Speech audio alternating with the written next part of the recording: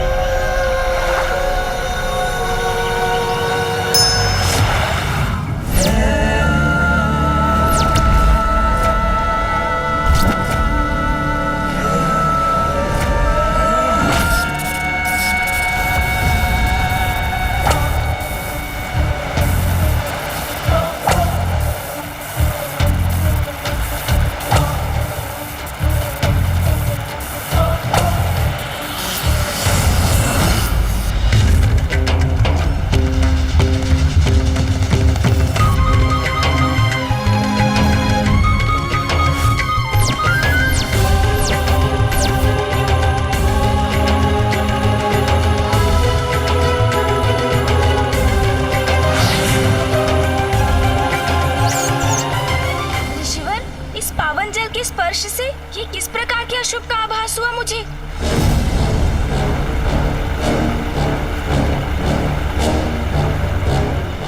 गणेश जी, ये किसी बड़े महासंकट की पूर्व सूचना है। महासंकट तो है, स्वयं जगत पिता महादेव की क्रोधाग्नि ही जगत के लिए संकट उत्पन्न करने वाली है।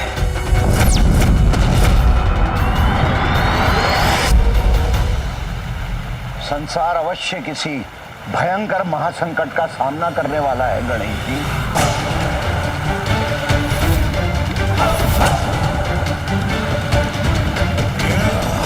कैसा महासंकट ऋषिवर?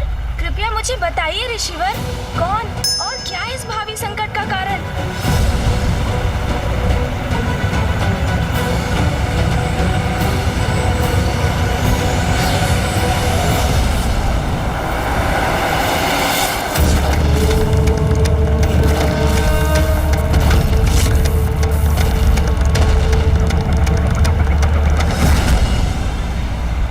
महादेव की क्रोधाग्नि, महादेव की क्रोधाग्नि, महादेव की क्रोधाग्नि, महादेव की क्रोधाग्नि। महादेव, वो है आपकी क्रोधाग्नि।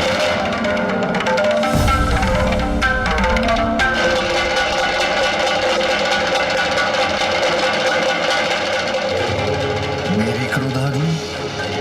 क्या उसका कोई दुष्परिणाम होने वाला है? ब्रह्मदेव, महादेव की क्रोधाग्नि तो दुष्टों का संहार करती, तो उससे इतने चिंतित क्यों हैं आप? पिताजी की क्रोधाग्नि भला संसार का अहित कैसे कर सकती है? प्रत्येक क्रिया की कोई प्रतिक्रिया अवश्य होती है। महादेव की क्रोधाग्नि उत्पन्न हुई है तो उसका कोई ना कोई परिणाम तो अवश्य होगा। महादेव का क्रोध तो मेरी श्रेष्ठता के अहंकार के कारण हुआ था। एक अघोरी के लिए देवराज अपना मार्ग परिवर्तन कर ले, ये उचित नहीं है। देवराज जब अपने मार्ग पर अग्रसर होता है तो अन्य को अपने मार्ग से हटना पड़ता है। देवराज इंद्र को नहीं। कहीं इस महासंकट का संबंध उस घटना से तो नहीं? महादेव को मैं अपनी चिंता से अवगत कराने का प्रयास कब से कर रहा हूं, किंतु ऋषि अगस्त्य के प्रसंग के कारण मुझे इसका अवसर ही प्राप्त नहीं हुआ। किंतु महादेव, मेरी आशंका यदि सत्य हुई तो उसके गंभीर परिणाम होंगे। विनाश, हाँ, मात्र विनाश ही होगा।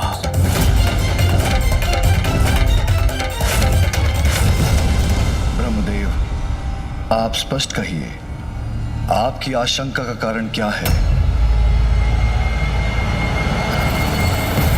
आपकी क्रोधाग्नि महादेव, जिसका विस्फोट सागर में तो हुआ था, किंतु कदाचित आपकी क्रोधाग्नि अभी भी शांत नहीं हुई है। जल और अग्नि का संयोग तो प्रकृति के विरुद्ध है। इसीलिए मुझे शंका है महादेव कि आपकी क्रोधाग्नि के सागर में विध्वंस से किसी ऐसे अपराकृतिक अति शक्तिशाली अस्तित्व का जन्म हुआ है जो महासंकट बनकर हम सभी पर छा जाएगा। ऐसा क्या महासंकट हो सकता है जिसे त्रिदेव भी नहीं मिटा सकते? पिताजी की क्रोधाग्नि से यदि कुछ उत्पन्न हुआ है तो वो अवश्य सर्वनाशी ही होगा। मेरे देवलोक पर पुनः संकट के मेघ मंडराते प्रतीत हो रहे हैं। यदि ब्रह्मदेव का कथन सत्य है तो महादेव ही हमारी रक्षा कर सकते हैं। ये अज्ञात संकट जो भी है, शीघ्र उसका भेद जानकर हमें उसे रोकने का प्रयास करना चाहिए। सभी की चिंता दूर करने का एक ही उपाय है। मुझे ही अपनी अंतर्दृष्टि से ज्ञात करना होगा कि सागर के अतल जल में ऐसा क्या संकट छिपा है।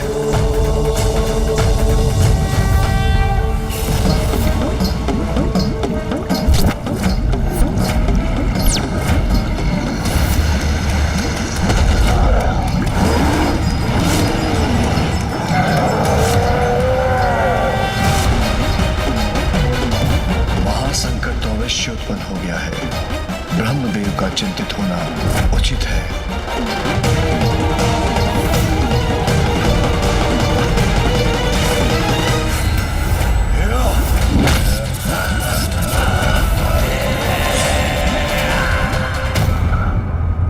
नहीं नहीं, क्या हुआ ऋषिवर? ऐसा क्या देखा आपने जिससे आप भी व्यग्र हो उठे? अत्यंत भयंकर है महादेव की क्रोधाग्नि का ये रूप। सागर के जल में जन्मा है। सर्वश्रेष्ठ जलंधर हूं मैं। जलंधर जलंधर जलंधर।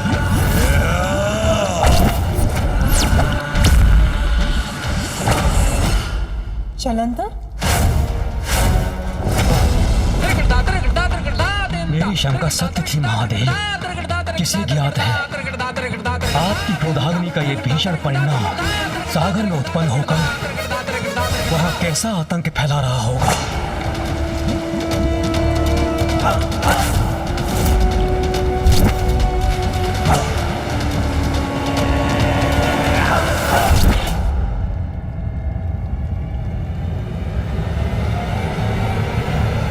महादेव की क्रोधाग्नि के समक्ष तो कोई नहीं टिक सकता, तो फिर ये जलंधर कौन है जो इससे भी रक्षित रहकर जीवित रहा? आनंद आएगा मुझे भक्षक मीन का भक्षण करने में।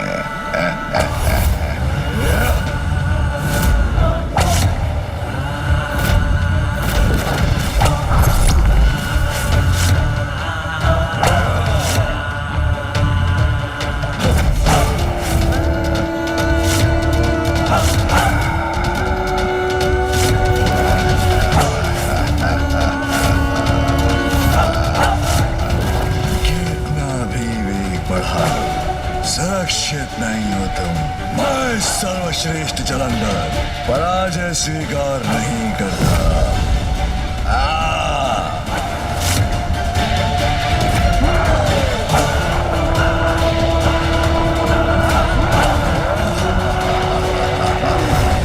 देखा, पकड़ लिया ना तुम्हें।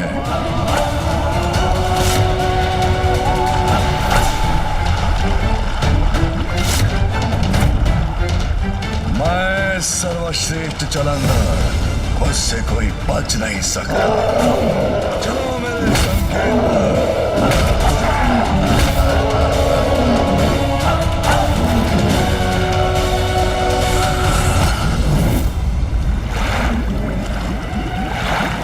व्यर्थ है तुम्हारा ये प्रयास भी। सर्वश्रेष्ठ जलंधर से बचकर कोई नहीं भाग सकता।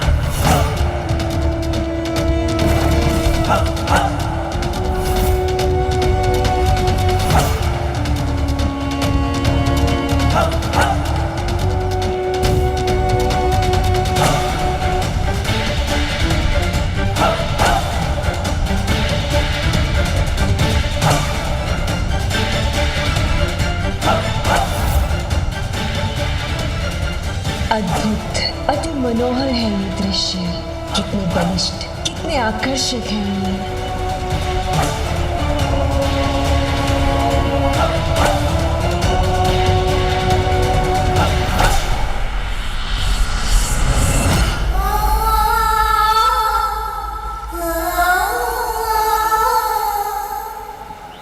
व्यर्थ आकर्षण का समय नहीं है मेरे पास। उन्होंने मुझे उचित प्रकार से देखा तक नहीं।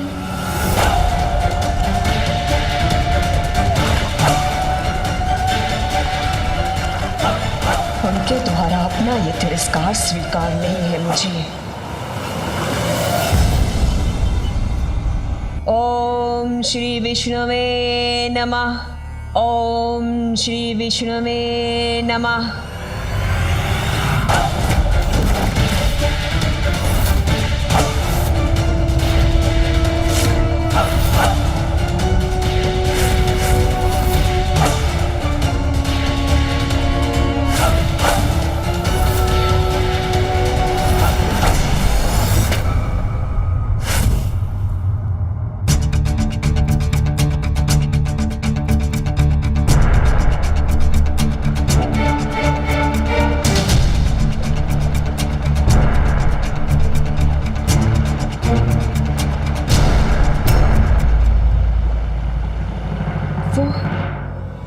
वो मुझे देखकर मुस्कुराए क्यों नहीं?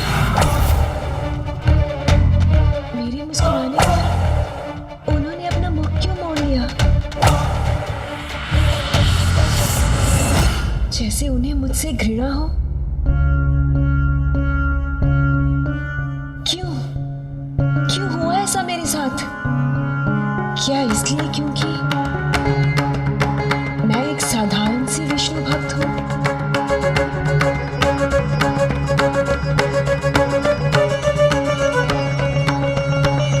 ओम श्री विष्णुवे नमः। ओम श्री ओम श्री विष्णु। ओम श्री विष्णु। अब इस जाप में मेरा मन ही नहीं लग रहा।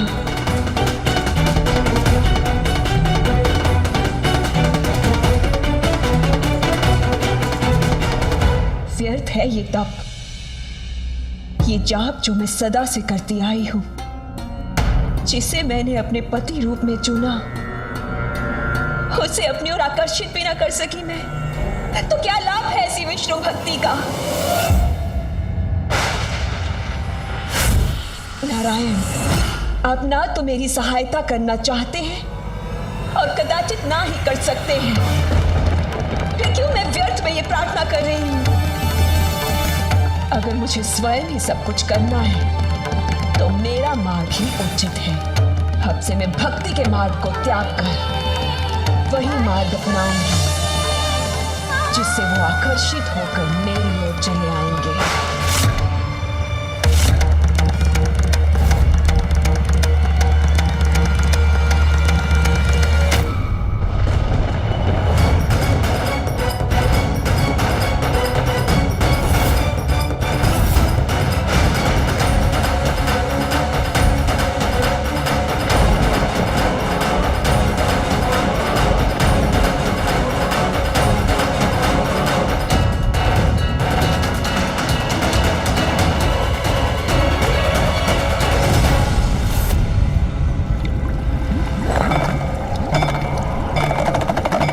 स्वादिष्ट भोजन के बाद अब इसे अपना अस्त्र भी बनाऊंगा मैं।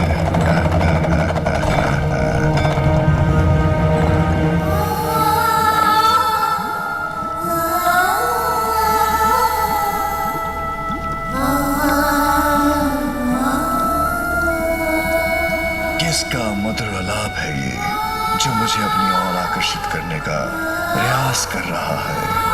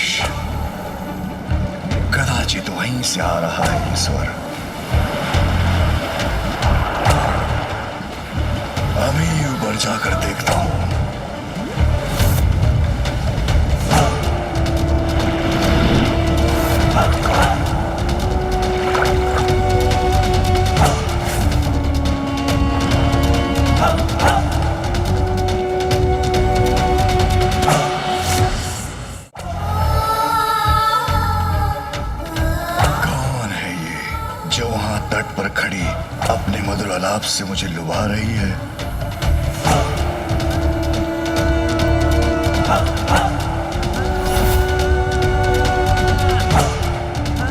कदाचित सर्वश्रेष्ठ जलंधर का इससे भी भेंट करने का समय आ गया है।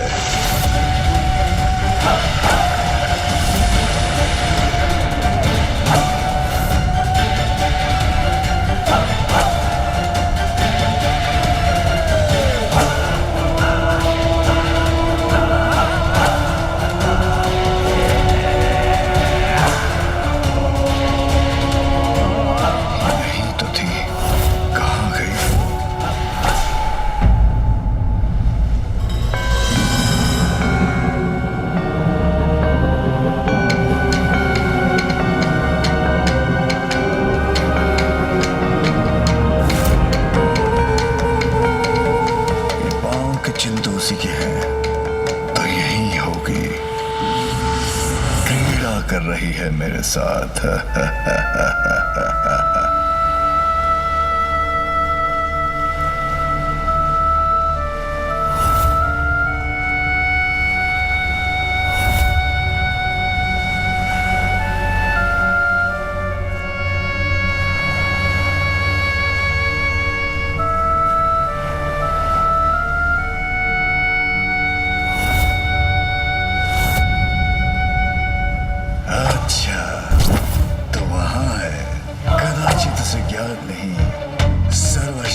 जलंधर के साथ क्रीड़ा का तो एक ही परिणाम होता है।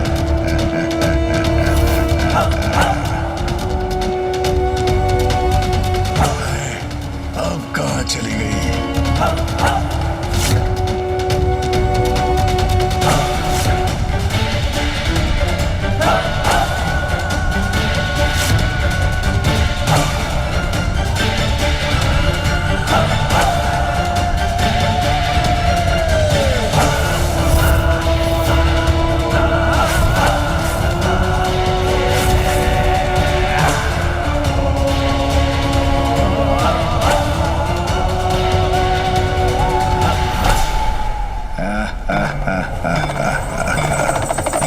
सर्वश्रेष्ठ जलंधर से लुका छिपी।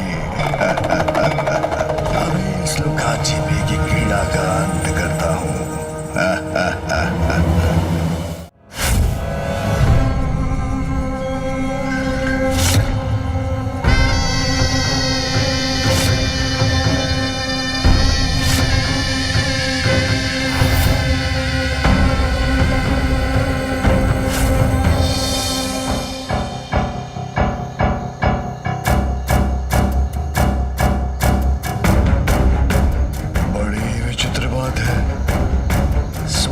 सुनाई दे रहा है,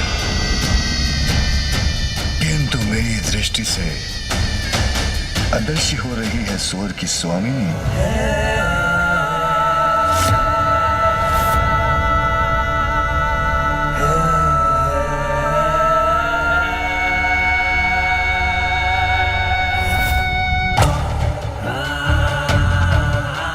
चाहे कुछ भी हो, उस तक तो पहुंच कर ही रहूंगा मैं।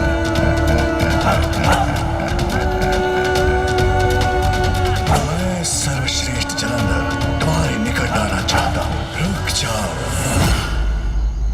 समीप आने दो मुझे।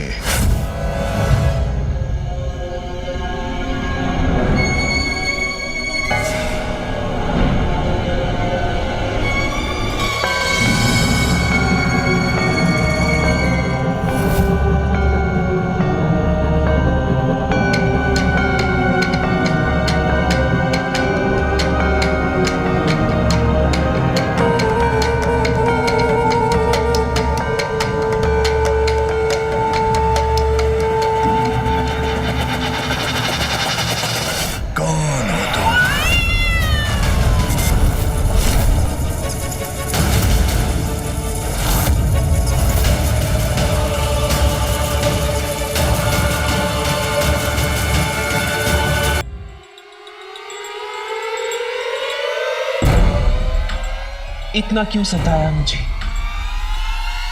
कब से तुम्हारी प्रतीक्षा कर रही हूं मैं। कौन है ये मायाविनी? मेरी प्रतीक्षा क्यों कर रही थी ये?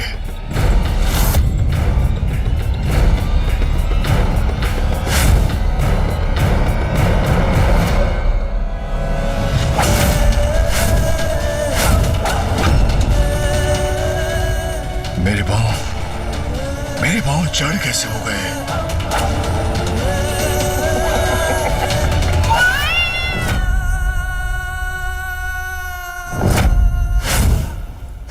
ये कैसा मकड़ जाल है? कौन है ये मायाविनी? देखा, तुम्हें अपने जाल में फंसा लिया ना मैंने।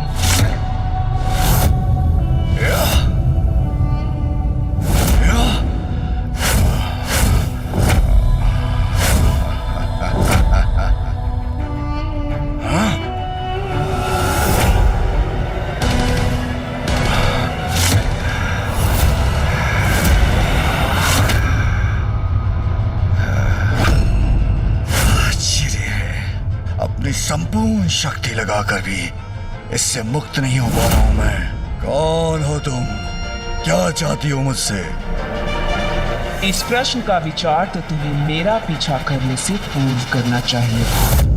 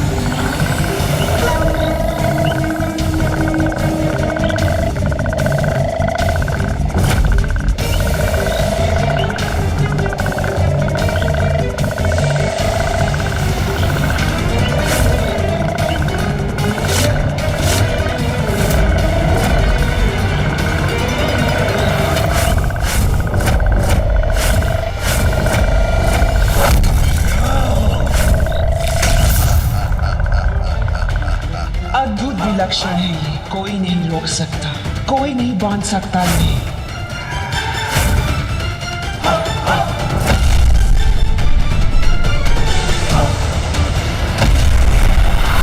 सर्वश्रेष्ठ जलंधर हूं मैं। मेरा बल ही मेरा परिचय है। मेरे साथ क्रीड़ा,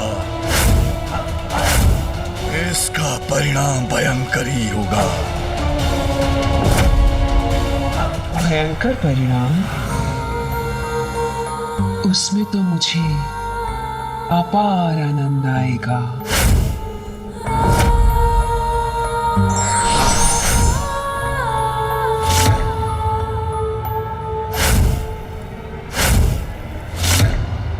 मैं ही करती हूं इस क्रीड़ा का आरंभ।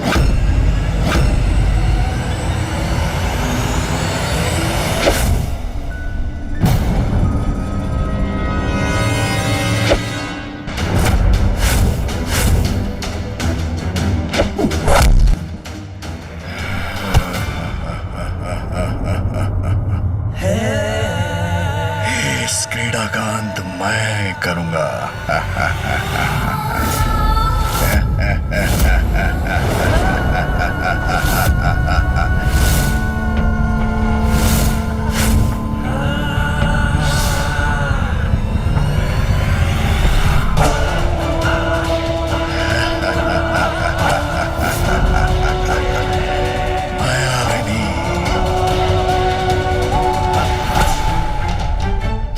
स्पर्श भी नहीं कर पाओगी। सर्वश्रेष्ठ जलंधर हूं मैं।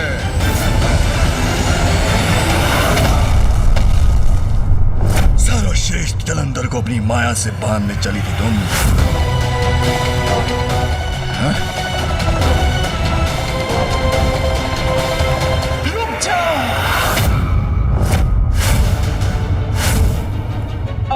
इस क्रीड़ा का अंत नहीं हुआ है।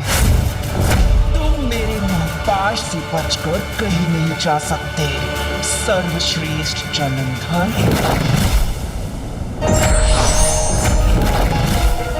रुक जाओ जलंधर, मैं तुम्हें जाने नहीं दूंगी।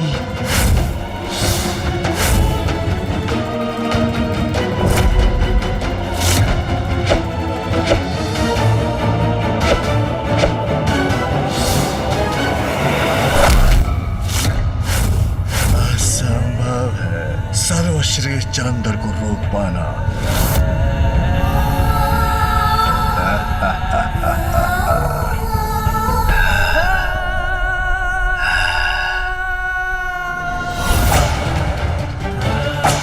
ऐसा क्यों प्रतीत हो रहा है मुझे जैसे मैं इस राक्षसी से परिचित हूं।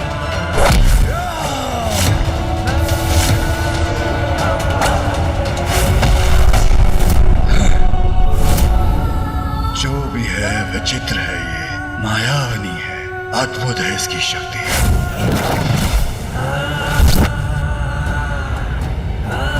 मुझे वश में करना चाहती हो ना तुम, तो आओ प्रयत्न करके देख लो।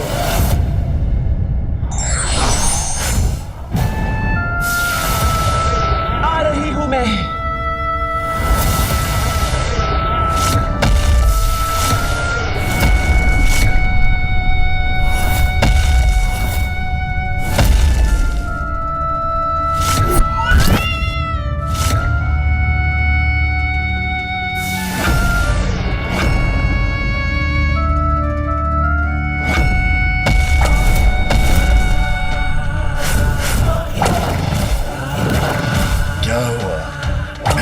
पकड़ पा रही हो ना मुझे?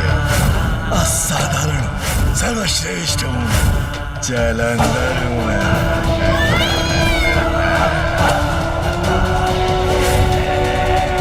इसकी कलाई की कंगन की चमक मुझे कुछ स्मरण करा रही है।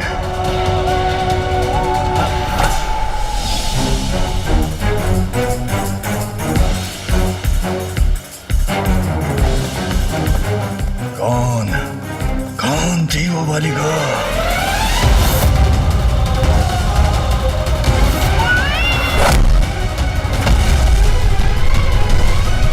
क्या हुआ?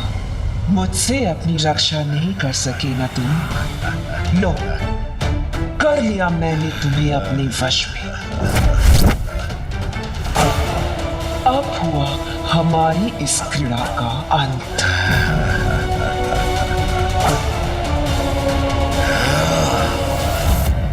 रुको,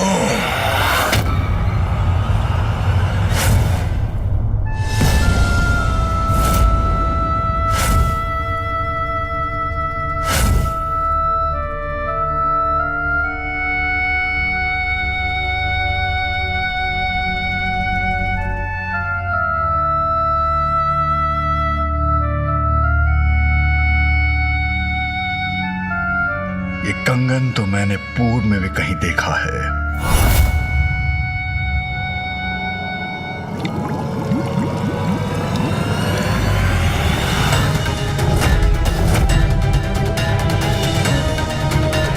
ये कंगन तो उस युवती का है जिसने मेरी रक्षा की थी।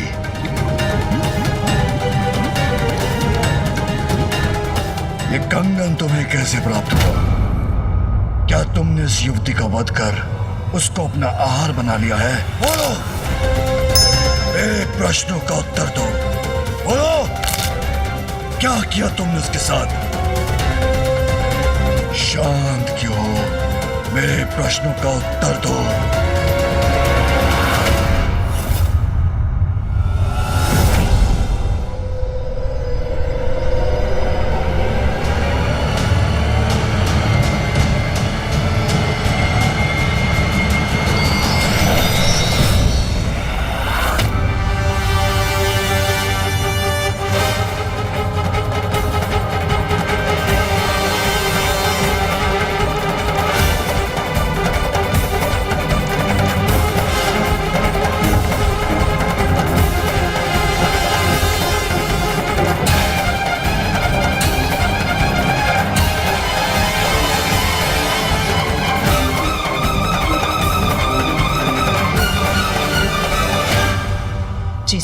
को लेकर तुम इतने प्रश्न कर रहे हो, वो युवती मैं ही हूँ। आश्चर्य, यही है वो युवती। अद्भुत है इसका सौंदर्य।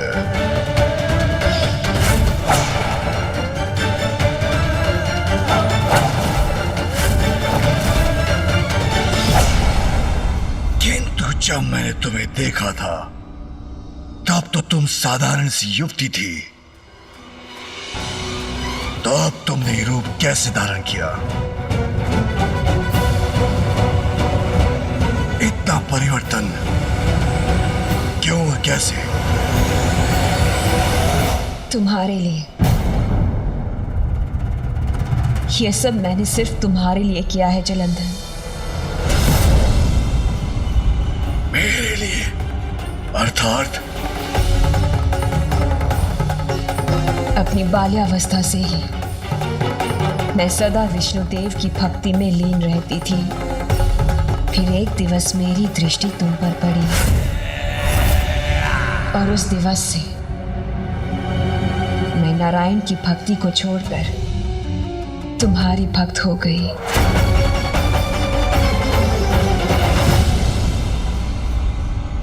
उचित है, करनी भी चाहिए तुम्हें मेरी भक्ति। सर्वश्रेष्ठ जो हूं मैं, जलंधर सर्वश्रेष्ठ।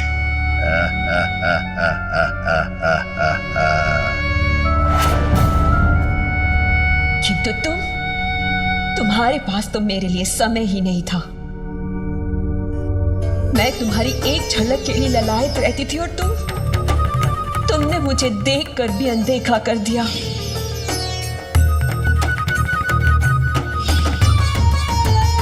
कदाचित उस रूप में मैं तुम्हारे योग्य ना थी, इसीलिए उस दिवस मैंने निर्णय लिया कि यदि तुम्हें पाना मेरे जीवन का ध्येय है तो मुझे तुम्हारे योग्य, तुम्हारे जैसा बनना होगा। इसीलिए मैंने नारायण की भक्ति का त्याग किया और ये रूप धारण किया।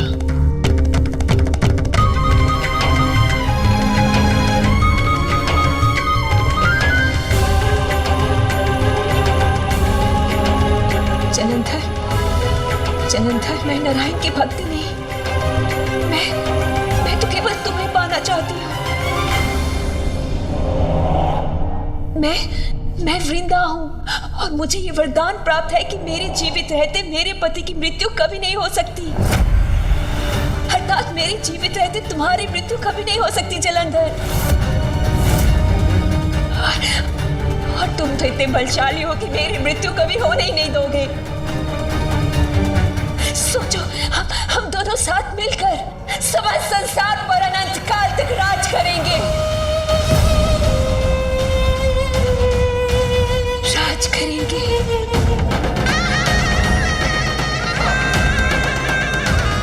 उचित है।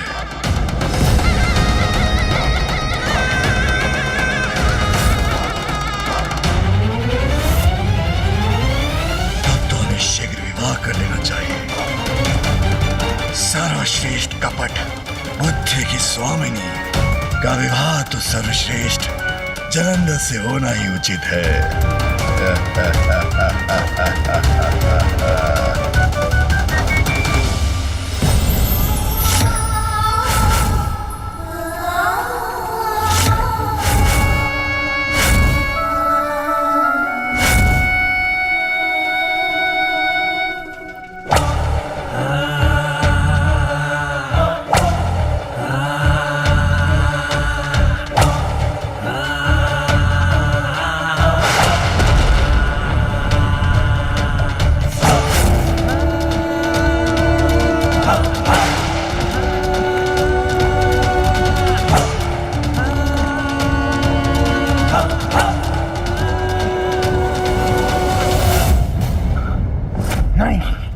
नहीं। क्या हुआ ऋषिवर?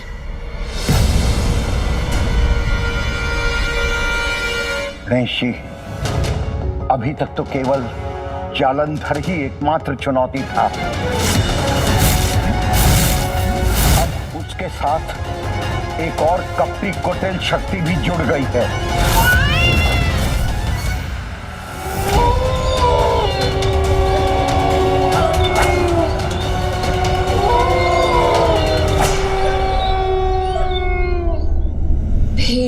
हमारे विवाह से आनंदित हैं, उसका उत्सव मना रहे हैं।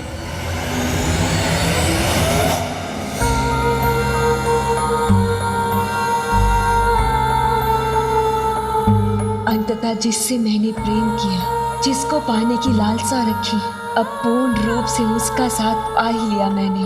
कोई बात नहीं कर सकता वृंदा के पति का अर्थात सर्वश्रेष्ठ जलंधर। स्वामी, क्या विचार कर रहे हैं आप?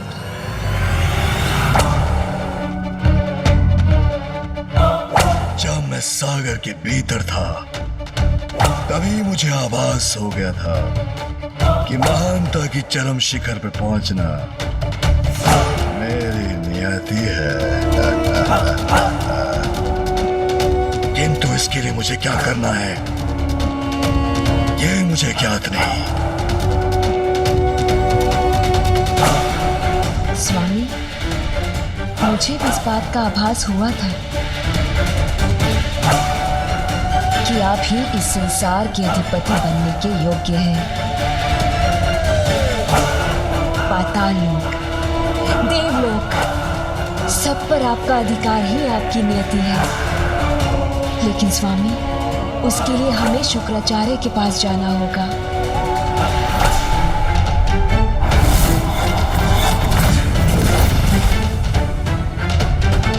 शुक्राचार्य? हाँ स्वामी, असुर गुरु है शुक्राचार्य। वही हमें संसार पर विजय प्राप्ति का मार्ग सुझाएंगे। गुरु शुक्राचार्य के मार्गदर्शन में स्वामी अवश्य सर्वोच्च पद पर स्थापित होंगे। सर्वश्रेष्ठ जलंधर अब महानतम जलंधर भी होगा। गणेश जी, मैं आपकी क्या सहायता कर सकता हूँ? ऋषिवर, आपने मुझे इस संकट से अवगत कराया, यही पर्याप्त सहायता है मेरे लिए। अब मुझे यथाशीघ्र कैलाश लौटकर पिताश्री के साथ इस पर विचार विमर्श करना चाहिए। उचित है गणेश जी, महादेव ही इस भयंकर संकट का हल सुलझा सकते हैं। आप शीघ्र प्रस्थान कीजिए, मैं यही लोपामुद्रा का स्मरण करते हुए ध्यान मग्न होता हूँ।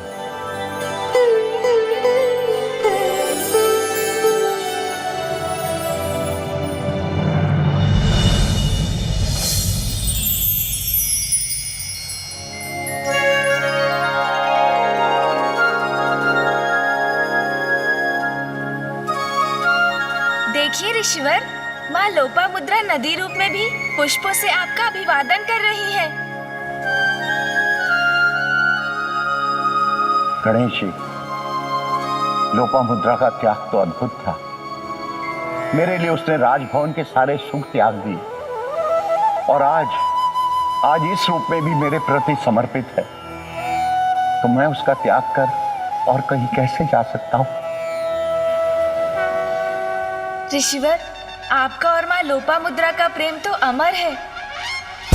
मैं आपको विश्वास दिलाता हूँ, समय आने पर माँ लोपामुद्रा सदैव प्राप्त होंगी। आप प्रतीक्षा कीजिए ऋषिवर। निकट भविष्य में जगत जननी के सर्वोच्च रूप माँ ललिता देवी का आविर्भाव होगा। तब आपको उनके दर्शन का लाभ होगा और उनसे ही आपको उनकी कथा और उनके सहस्त्र नामों का ज्ञान भी प्राप्त होगा। आपके माध्यम से माँ ललिता के सहस्त्र नाम उजागर होंगे और माँ लोपामुद्रा से पूर्वजों के उद्धार हेतु आपको संतान की प्राप्ति भी होगी।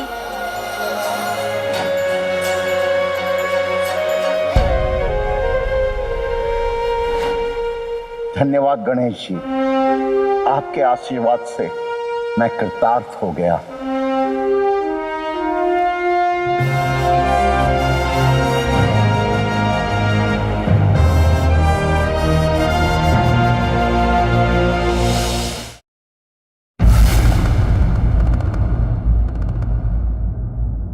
पिताजी, जलंधर को लेकर ब्रह्मदेव की चिंता हमारी चिंता भी तो है। स्वामी, अब और प्रतीक्षा नहीं कर सकते आप। इस संकट का निवारण शीघ्र ही करना होगा। अंत का सुर के कारण जो महाक संकट उत्पन्न हुआ, उसका स्मरण है मुझे। इसीलिए अब क्षणिक विचार का समय भी नहीं है आपके पास। जलंधर महासंकट का रूप ले ले, उसके पहले उसका अंत कर दीजिए स्वामी।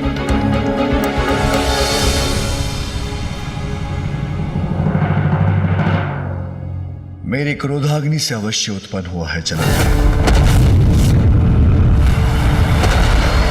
महासंकट भी बन सकता है, किंतु जिस प्रकार महिषासुर के पाप का घड़ा भरने के बाद उसका अंत किया था आपने,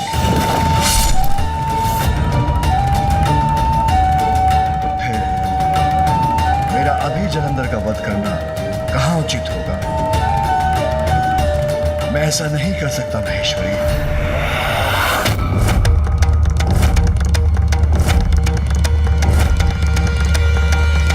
मेरा जलंधर का वध करना कहां उचित होगा? मैं ऐसा नहीं कर सकता महेश्वरी। नहीं पिताश्री,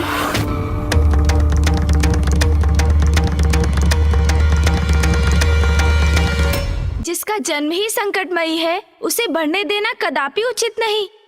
सर्वथा उचित है माँ का सुझाव। कृपया आप जलंधर का वध कर संसार को इस भावी संकट से मुक्त कराइए।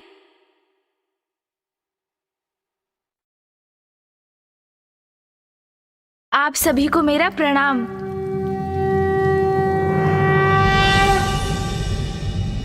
पिताश्री, ऋषिवर अगस्त्य ने मुझे बताया कि जलंधर अब अकेला नहीं, एक और कुटिल कपटी शक्ति जुड़ गई है उसके साथ। हाँ पिताश्री, जलंधर से उत्पन्न संकट और भी विकराल रूप धारण कर रहा है, फिर भी आप उसका अंत क्यों नहीं करना चाहते पिताश्री? अब आपने विलंब किया तो संसार का अनिष्ट हो सकता है स्वामी।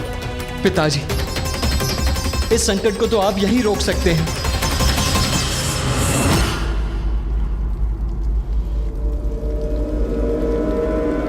यह अन्याय होगा। जब तक जलंधर सृष्टि के प्रति कोई बड़ा अपराध नहीं करता, मैं उसे कैसे दंडित कर सकता हूं?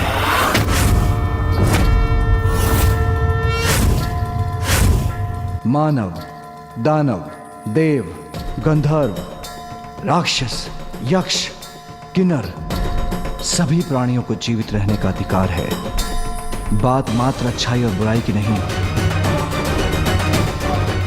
जलंधर का वध मात्र इसलिए नहीं किया जा सकता क्योंकि उसका जन्म एक विशेष परिस्थिति में प्रकृति के विरुद्ध जाकर हुआ है।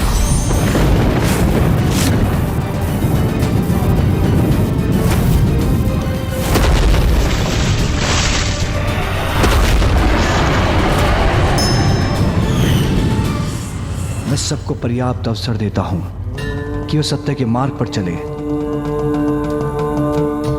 किंतु अपने अवसर का दुरुपयोग करने वाले, निरंतर पाप करने वाले अतः स्वयं का ही अंत करते हैं। किंतु यदि उसने इस अवसर का उचित लाभ उठाया तो मुझे जगत पिता होने के नाते उसे सन्मार्ग पर चलने का अवसर तो देना ही होगा। यद्यपि उसकी नियति विनाशकारी है, किंतु यदि उसने अपनी इच्छा शक्ति से नियति को परिवर्तित कर धर्म और भक्ति का मार्ग चुना तो हमें प्रतीक्षा करनी होगी, क्योंकि किसी के भावी पापों की आशंका से उसे दंडित नहीं किया जा सकता। इसलिए मैं अभी किसी का अंत कदापि नहीं कर सकता।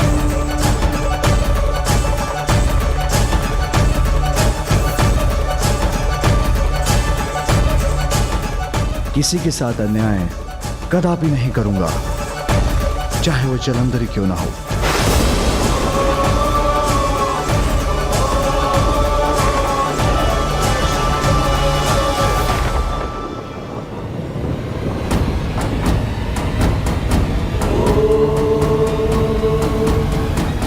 पिताश्री निर्णय ले चुके हैं, तो आप प्रतीक्षा करने के सिवाय और कोई उपाय नहीं।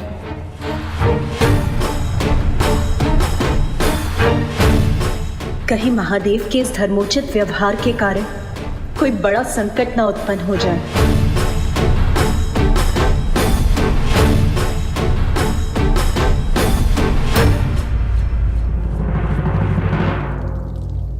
प्रथम पूज्य गणेश जी, मैं आपका कृतज्ञ हूँ। आपने दक्षिण को अकाल मुक्त किया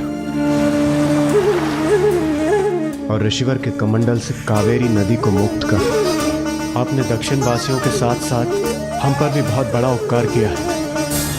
हम आपके आभारी हैं। इसमें उपकार कैसा देवराज, वो तो मेरा परम कर्तव्य था। मुझे प्रसन्नता तो इस बात की है कि अंततः ऋषि अगस्त्य ने भी अपना मोह त्याग कर जन कल्याण में धर्म का साथ दिया।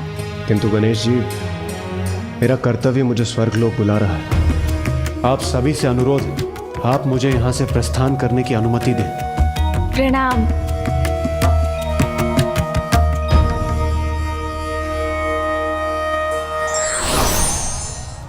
देवी पार्वती, अब हमें भी आज्ञा दें। पुत्र गणेश, आने वाले संकट के प्रति जागरूक रहकर उसके प्रति सभी को सावधान करना हमारा कर्तव्य था, जिसका निर्वाह हम कर चुके हैं। किंतु महादेव ने कहा है हमारा प्रतीक्षा करना ही उचित होगा, वही हमें करना है। कदाचित जलंधर कुमार्ग छोड़कर सन्मार्ग का ही चुनाव करें। उचित है फूफा जी, चाहता तो मैं भी हूँ कि ऐसा ही हो, किंतु यदि ऐसा नहीं हुआ तो मुझे एक बार पुनः पिताश्री से बात करनी चाहिए। प्रणाम फूफा जी। प्रणाम मामा जी।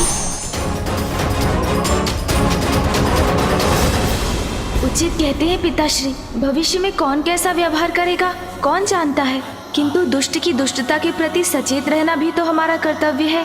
उसमें असावधानी हमारे लिए हानिकारक हो सकती है।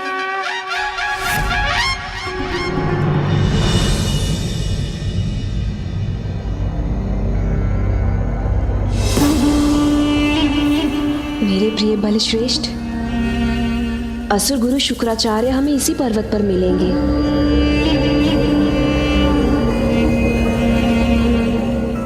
किंतु ये कठिन चढ़ाई पार कर हम उस शिखर तक पहुंचेंगे कैसे?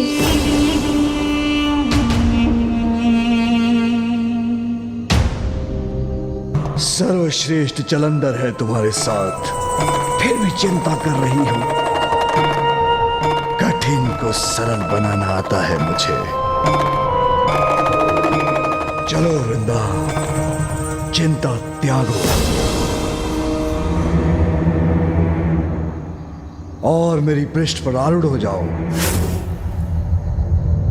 सर्वश्रेष्ठ जलंधर ले जाएगा तुम्हें इस पर्वत के शिखर पर।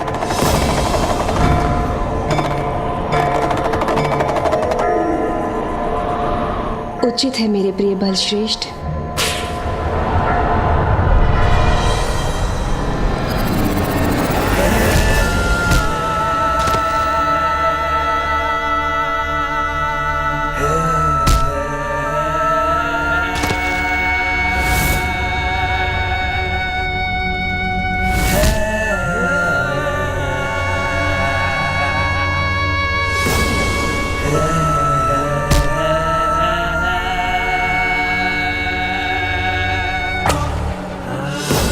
जो सर्वश्रेष्ठ जलंधर के मार्ग में आएगा, वो कितनी भी ऊंचाई पर स्थित क्यों ना हो, मेरे समक्ष झुकने पर विवश हो जाएगा।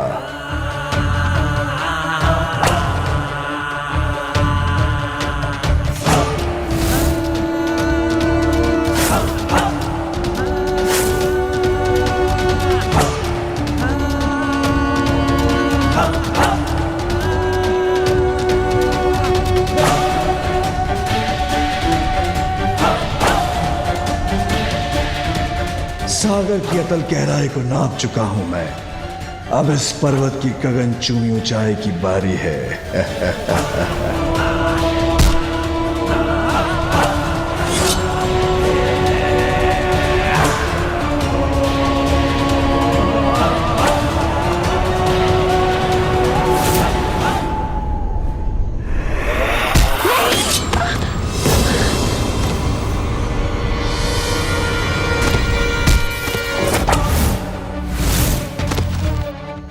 मुझे पूर्ण विश्वास है मेरे प्रिय बलश्रेष्ठ पर, कुछ नहीं होने देंगे मुझे।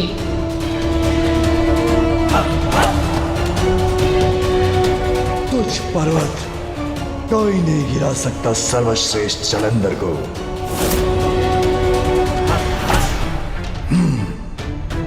ऐसी कोई बाधा नहीं जो सर्वश्रेष्ठ जालंधर को रोक सके। इस तुच्छ पर्वत का इतना तो साहस जो मेरे पथ पे बाधा बने।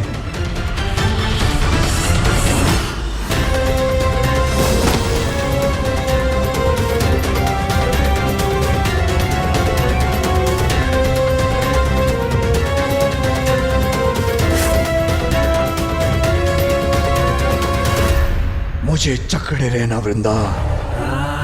अवश्य मेरे बलश्रेष्ठ।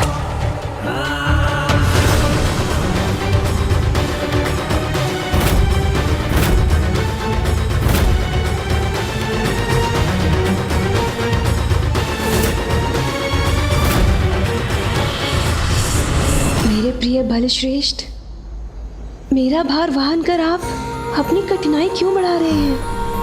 मैं आपका अनुसरण कर आपके पीछे पीछे आ जाऊंगी। नहीं वृंदा, मेरी पत्नी हो तुमने मुझे उस असुर गुरु शुक्राचार्य के पास जाकर उनसे मार्गदर्शन प्राप्त करने का सुझाव देकर मेरे प्रति अपना कर्तव्य निभाया है। तो अब मैं तुम्हारे प्रति अपना कर्तव्य निभाऊंगा। इस पर्वत के शिखर पर मैं ही लेके जाऊंगा तुम्हें।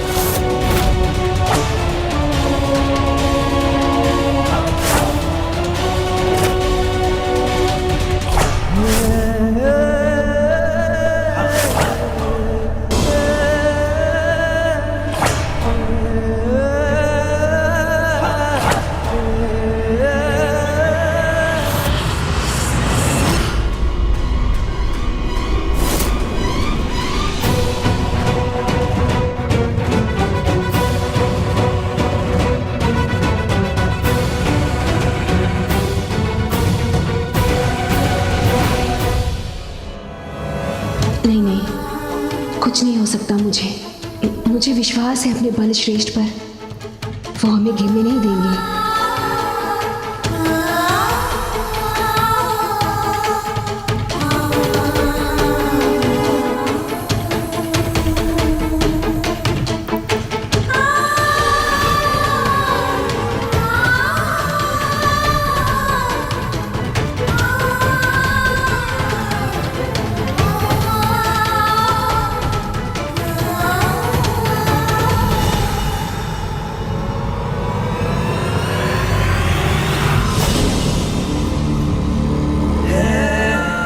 सर्वश्रेष्ठ जालंधर हूं मैं। जो चाहता हूं वो करके दिखाता हूं।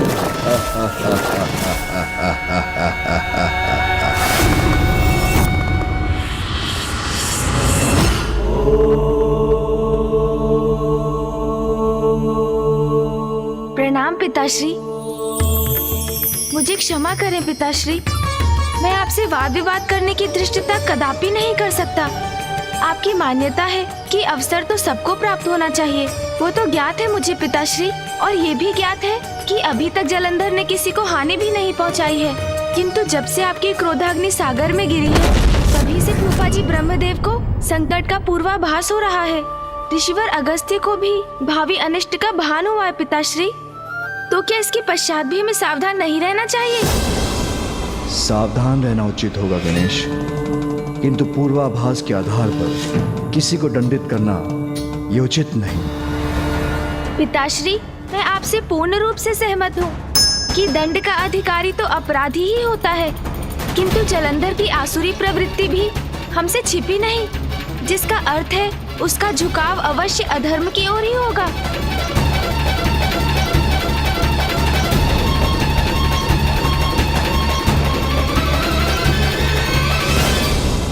और वो जब कोई ऐसा अपराध करेगा तो उसे इसका दंड अवश्य मिलेगा। किंतु अभी हमारा प्रतीक्षा करना ही उचित है। गणेश, विपदा जब अपना शीश उठाएगी, हमें उसको मिटाने का उपाय भी अवश्य प्राप्त होगा। पिताश्री, नियति की अपार शक्ति को तो महानतम ऋषि और तपस्वी भी नहीं नकार पाते। फिर जालंधर तो एक असुर मात्र है। आप कहते हैं कि विपदा आएगी तब उसका समाधान ढूंढेंगे हम, किंतु पिताश्री, मुझे आभास हो रहा है कि विपदा तो हमारे समक्ष आकर ही रहेगी।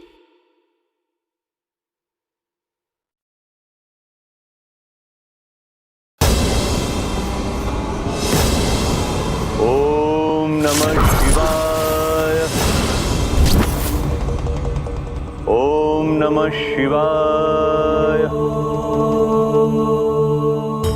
ओम नमः शिवाय। ओम नमः शिवाय। ओम नमः शिवाय। वृंदा, कहाँ है तुम्हारे असुर गुरु शुक्राचार्य? ओम नमः शिवाय। बलश्रेष्ठ, असुर गुरु शुक्राचार्य। ओम नमः शिवाय। असुर गुरु वहां ध्यान मग्न है। ओम नमः शिवाय। ये व्यर्थ के ध्यान में अपना समय गंवा रहे हैं।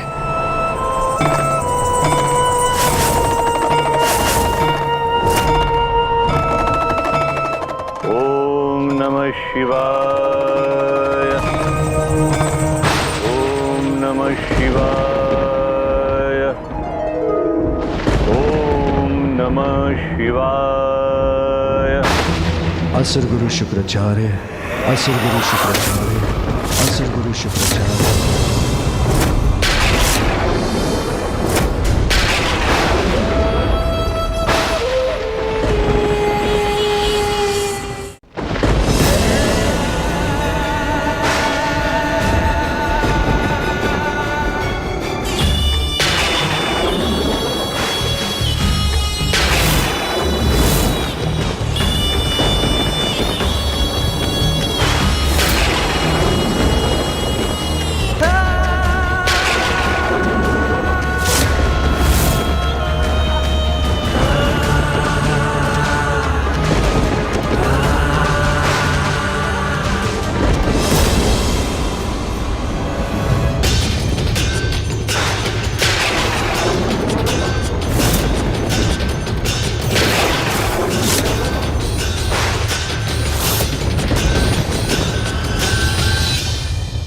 महादेव, प्रभु, आप यहाँ? मेरे आराध्य महादेव, आप स्वयं यहाँ? मैं धन्य हो गया प्रभु, धन्य हो गया।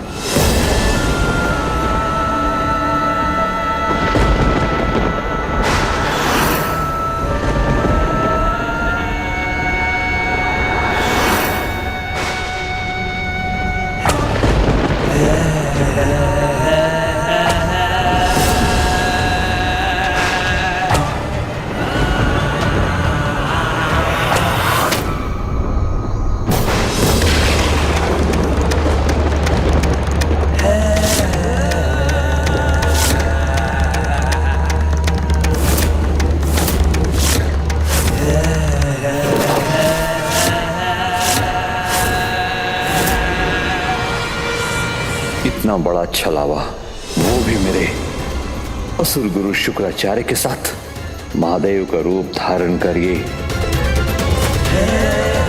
जो भी है ये, मेरे साथ इसका ये परिहास उचित नहीं। आप ही हैं वो असुर गुरु शुक्राचार्य, जिनकी महिमा का गुणगान करते मेरी पत्नी की जीवा नहीं थकती।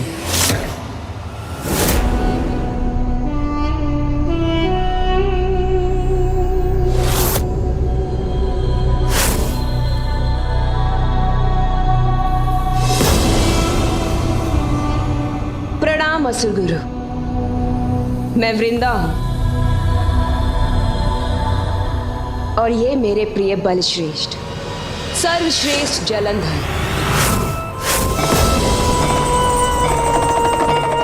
हम आपके पास यहाँ मार्गदर्शन के लिए आए हैं। अवश्य लेंगे मार्गदर्शन, किंतु सर्वप्रथम मुझे ये बताइए कि असुर गुरु आपने मुझे महादेव कह के संबोधित क्यों किया? कहिए, क्या मैं महादेव के समान दिखाई देता हूँ? यदि इसके मुख पर इन चिन्हों का विकार न होता तो कोई इसमें और महादेव में भेद ही नहीं कर पाता। कदाचित मैं भी नहीं। कौन है ये पाखंडी?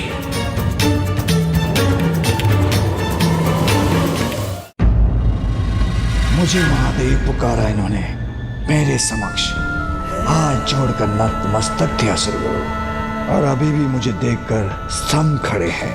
क्या इसका कारण? समझा। उत्तम, अति उत्तम। वृंदा, उचित कहा था तुमने। असुर गुरु शुक्राचार्य हमें संसार पर विजय प्राप्त करने का मार्ग दिखाएंगे। हाँ मेरे प्रिय बलश्रेष्ठ, किंतु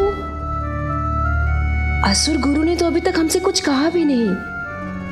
तो जितना वो कह चुके पर्याप्त है मेरे लिए।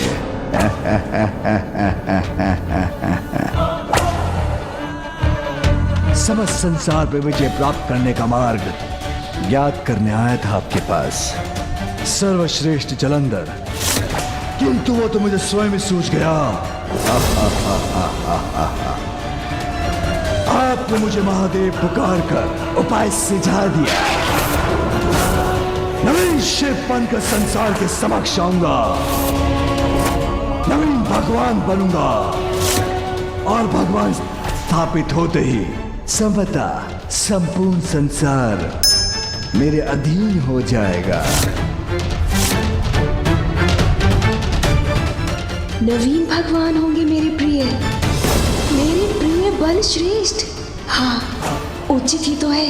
बलशाली है, बुद्धिमान है, साहसी है, सर्वश्रेष्ठ है, तो भगवान होने के सर्वथा योग्य है ये।